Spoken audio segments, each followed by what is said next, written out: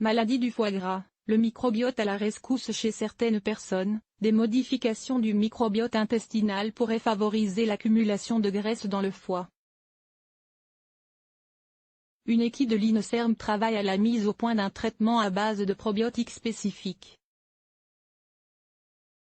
Les bactéries de l'intestin pourraient jouer un rôle dans la stéatose hépatique, cette maladie qui correspond à une accumulation de graisse dans le foie.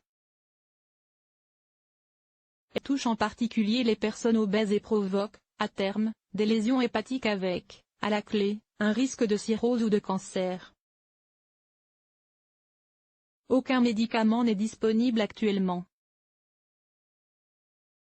Seules des règles d'hygiène de vie sont conseillées, en particulier un régime alimentaire. Une équipe de l'INSERM, associée à des chercheurs italiens et anglais, a rassemblé des données Medical Issues de 800 hommes et femmes obèses, atteints ou non de la maladie du foie gras.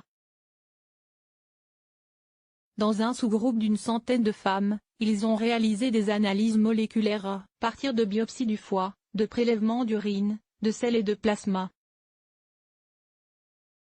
Nous voulions voir si nous pouvions identifier, étape par étape, depuis le microbiote, la succession de mécanismes responsables de la maladie hépatique, explique Rémi Burcelin, coordinateur de cette étude, dans un communiqué du 11 juillet 2018.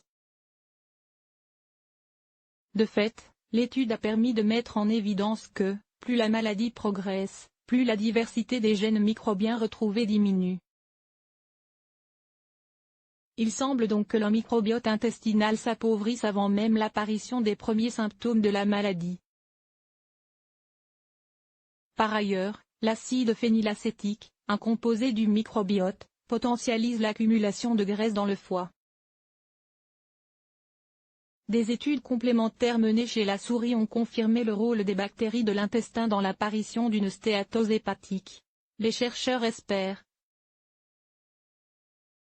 à l'avenir, pouvoir modifier la composition du microbiote en administrant des probiotiques spécifiques, de façon à prévenir les complications au niveau du foie.